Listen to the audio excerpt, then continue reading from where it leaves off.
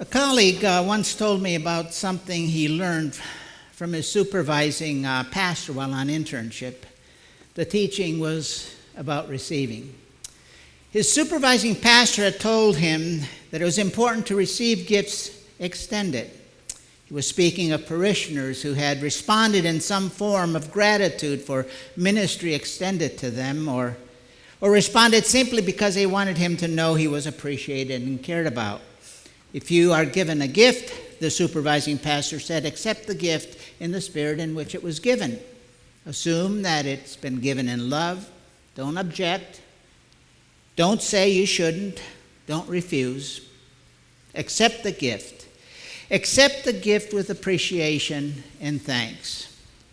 A gift given is most often a gift that says so much about the giver. It says that the gift giver has something of God within them. Great gifts are given every day in our world. One such gift was given by the coach of the Wake Forest baseball team. The story appeared on sportingnews.com a couple weeks ago. The coach is Tom Walter. In 2011, one of his freshman players, an outfielder by the name of Kevin Jordan. He had a life-threatening illness, renal failure. His kidneys were failing, functioning at only 8%, and he needed a kidney transplant desperately. Time was running out, and certain death was near. None of Jordan's family members were a match. The coach said, try me. He was a perfect match. The surgeries were a success, and both men recovered nicely. Jordan would have died without the transplant. The coach gave a player the gift of life. 12 years later, the pair remained close. Jordan even took after his former coach. He's now a high school baseball coach and a teacher at a middle school about 15 minutes from the Wake Forest campus. In the article, Coach Tom Walter is quoted as saying, I tell people all the time that it was the best decision that I ever made. What I got in return is more valuable than what I gave. By the way, as an aside, Walter and the Wake Forest baseball team were the number one ranked team in the country going into this year's College World Series. They lost in the semifinals to Louisiana State University. LSU went on to win the College World Series. Today's gospel lesson isn't about people who seem to always have a handout, who are takers rather than givers. It's about receiving what God has given to make our lives whole. It's about receiving what others wish to give us because they have the heart of God within them. It's about that gift of God becoming such a part of us that we gift others because we too have that gift of God within us. Now, most of us, of course, know how much it means to us and how wonderful it is to be loved by someone else. What it is to love our spouse or friends, to love our children and grandchildren. How wonderful it is to love another. What we might not know is that gift that we have of loving others is a gift that God has given us. It's within us. The coach had life to give. The young man who accepted that gift will always live in the realization of what an other gave him. May he also know that this gift is rooted in the love of God, that God has planted love within each of us. It is this love that Jesus came to share.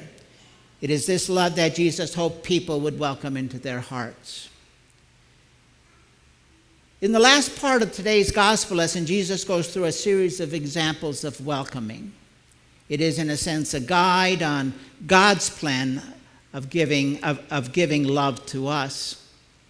So let's again remember that this lesson is a part of the instructions that Jesus is giving to his disciples as he sends them out to preach and to teach and to heal in his name.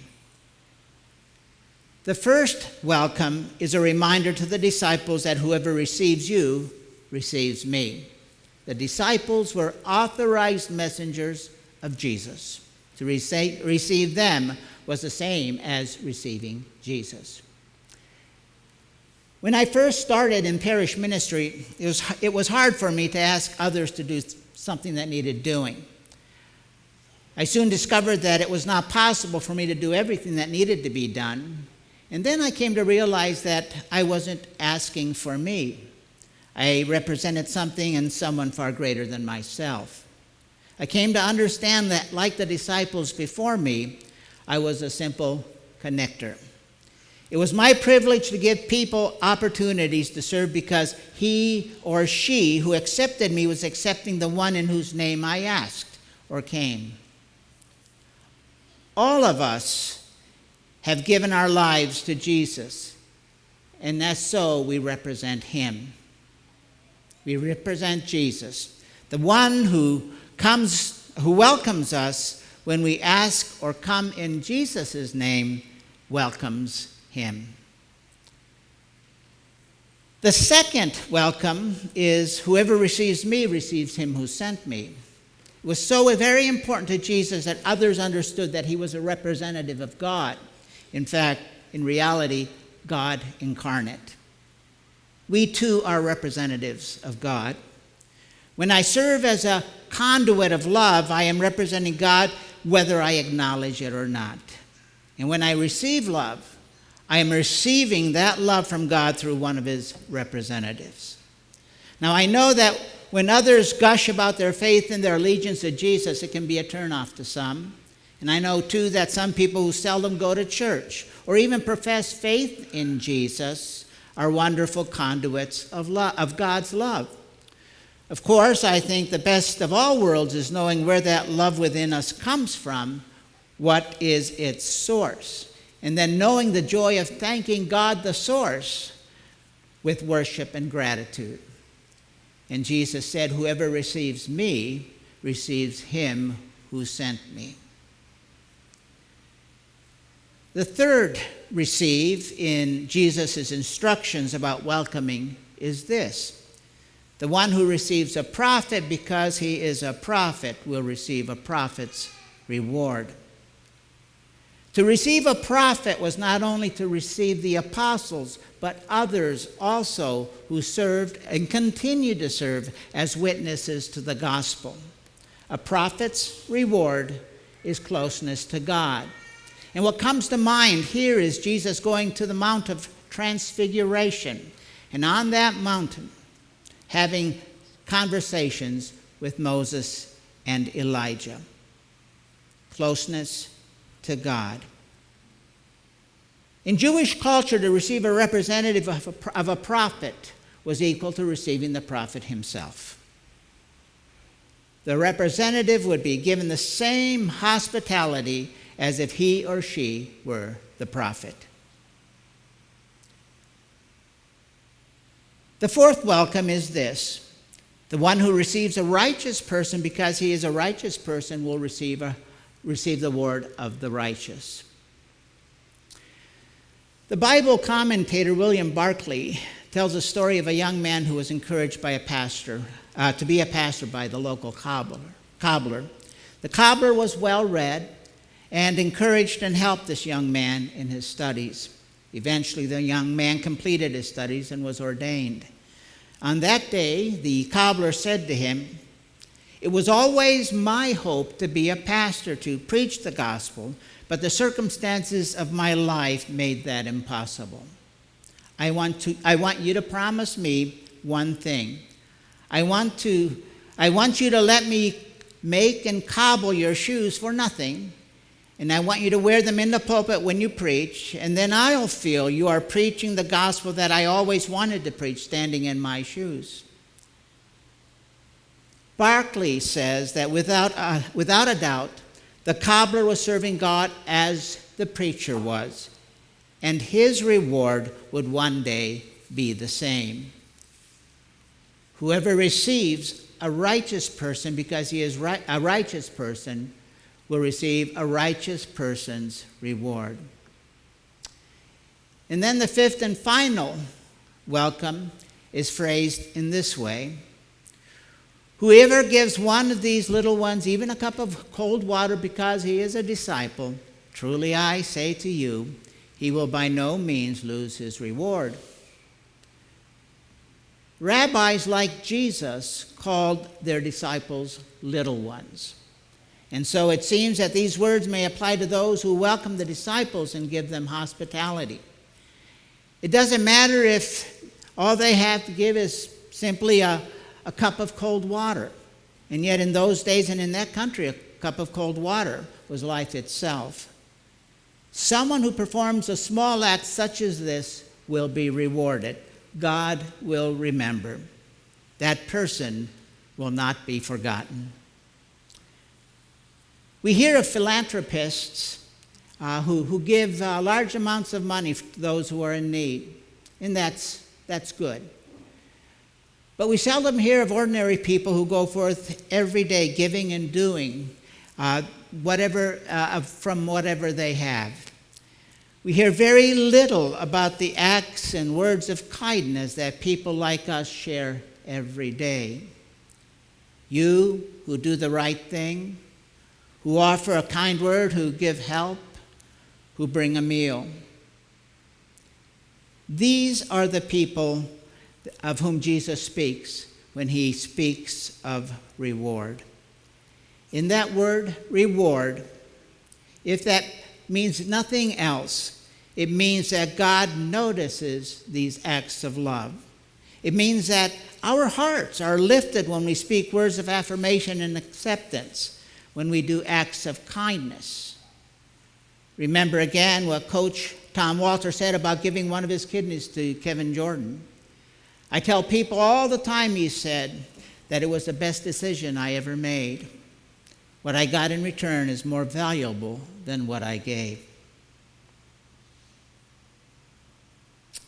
Those of you who know football know how important it is to have on the team those who are good receivers. And when I think of receivers, I think of the receivers that were on the Cleveland Browns team in my boyhood. Paul Warfield comes to mind, and Gary Collins. And I remember somebody telling me that during that first Monday night football game, it was the first touchdown was scored by Gary Collins of the Cleveland Browns. Back then, in that first game, the Browns played the Jets, and the Browns won 31-21. But the Browns had some really good receivers. Good receivers are those who learn the patterns they are to run, they learn the plays, and they follow them. They react quickly with a burst of speed. Good receivers are those who have strong yet soft and receptive hands, who can adjust to change, who catch the ball and get the job done. Jesus wasn't talking about football, but he was teaching about receiving, about welcoming. In the gospel, we're told that it all starts with welcoming Jesus. In welcoming Jesus, we welcome God. In welcoming God, we welcome the teachings and examples of the prophets. In welcoming the prophets, we welcome those who seek to be righteous. In welcoming the righteous, we welcome those in need. God rejoices in all who have a caring spirit for those who are hurting, those who are lonely and sick, who are depressed, those who are worried or grieving, those who are hungry or in some need. God notices every good deed we do or don't do, as if he were the one receiving it. And so I ask, is there some unselfish thing that you can do for someone else this day or even this week?